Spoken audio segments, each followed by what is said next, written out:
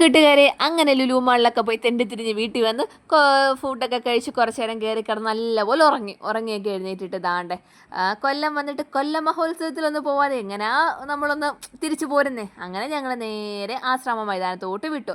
ആശ്രാമ മൈതാനത്തിന് തൊട്ടടുത്താട്ടോ നമ്മുടെ വീട്. അങ്ങനെ ഞങ്ങൾ നേരെ ദാണ്ടെ നമ്മുടെ ടൈറ്റാനിക്കിനകത്തോട്ട് പോവാട്ടോ. അങ്ങനെ ദാണ്ടെ പോയി ടൈറ്റാനിക്കിൻ്റെ മണ്ടയിലെത്തി.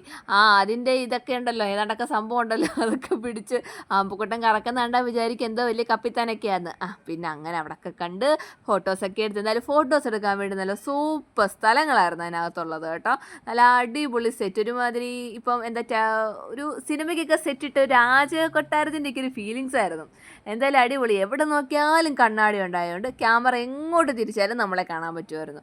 അങ്ങനെ അവിടെ എല്ലാം കറങ്ങി അടിച്ച് ശ്രീകുട്ടിയൊക്കെ പിന്നെ ഓടി നടക്കുമായിരുന്നു. പിന്നെ ടൈറ്റാനിക്കിനെ മണ്ടേ നിൽക്കുന്നില്ല, കൈയൊക്കെ ഇങ്ങനെ പൊക്കി നിൽക്കുന്ന ഫോട്ടോ ഉണ്ടല്ലോ, അതെടുക്കണമെന്നൊക്കെ വിചാരിച്ചപ്പോൾ അകത്ത് അതിൻ്റെ ഒരു സെറ്റ് ഉണ്ടായിരുന്നു. അങ്ങനെ പിള്ളേരെയൊക്കെ നിർത്തി ഫോട്ടോ ഒക്കെ എടുത്തിട്ട് ഞങ്ങൾ നേരെ ദാണ്ടെ ഗുണ കേവിലോട്ട് പോവാട്ടോ.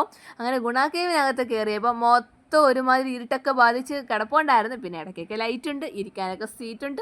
അങ്ങനെ അവിടെയൊക്കെ ഇരുന്ന് പിന്നെ വെള്ളച്ചാട്ടമൊക്കെ കണ്ട് അങ്ങനെ നല്ല ഭംഗിയുണ്ടായിരുന്നു. കുഞ്ഞുങ്ങൾക്കൊക്കെ നല്ലതായിട്ട് എൻജോയ് ചെയ്യാൻ പറ്റും കേട്ടോ, നല്ല രസമുണ്ടായിരുന്നു. അങ്ങനെ അവിടെ എല്ലാം കയറി കണ്ട് ഞങ്ങളങ്ങനെ അവിടെ നിന്ന് ഇറങ്ങിയിട്ട് ഞങ്ങൾ ദാണ്ടെ കച്ചവടമൊക്കെ ഉണ്ടായിരുന്നല്ലോ, അപ്പോൾ അവിടോട്ടൊക്കെ പോയി. ഏറ്റവും കൂടുതൽ ഞങ്ങൾ ടൈം സ്പെൻഡ് ചെയ്താണ്ട് ഈ അച്ചാറ് എല്ലാം ഞങ്ങൾ ടേസ്റ്റ് ചെയ്ത് നോക്കി. എന്നിട്ട് അതിൽ നിന്ന് 2 എണ്ണം വാങ്ങിച്ച്.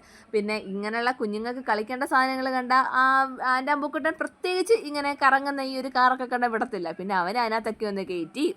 പിന്നെ അവിടെ നിന്നൊക്കെ ഇറങ്ങിയപ്പോൾ എന്താണ്ട് അവിടെ മ്യൂസിക് ഷോ ഒക്കെ നടപ്പുണ്ടായിരുന്നു. അപ്പം പിള്ളേരെയൊക്കെ കയറ്റി സ്റ്റേജിൽ നിർത്തി ഡാൻസ് ഒക്കെ കളിപ്പിക്കുന്നു. കണ്ടപാടെ ശ്രീകുട്ടി ഇറങ്ങി അവിടെ സ്റ്റെപ്പിട്ട് അവൾ തന്നെത്താനെ ഡാൻസ് കളിക്കാൻ തുടങ്ങി. അങ്ങനെ ഡാൻസൊക്കെ കളിച്ചിട്ട് ഞങ്ങൾ നേരെ വന്ന് തട്ടുകടയിൽ നിന്ന് ഫുഡ് അടിക്കാൻ പോയി. അങ്ങനെ ദാണ്ടെ ചിന്നക്കട എത്തി. നമ്മൾ ദാണ്ടെ ഒരു കുഞ്ഞൊരു തട്ടുകടയിൽ കയറി. അമ്പുക്കുട്ടൻ പിന്നെ അവിടെ നിന്ന് വാങ്ങിച്ച മുഖംമൂടിയൊക്കെ വെച്ചോണ്ടാണ് പോയത്.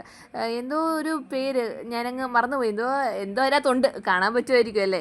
അവിടുന്ന് പോയി നല്ല ഓംലേറ്റും പൊറോട്ടയൊക്കെ കഴിച്ചിട്ട് ഏട്ടൻ വണ്ടിയൊക്കെ എടുത്തോണ്ട് ഞങ്ങൾ അങ്ങനെ തിരിച്ച് വീട്ടിൽ പോയി. അപ്പോൾ കിട്ടിട്ട് ബൈ, സീ യു.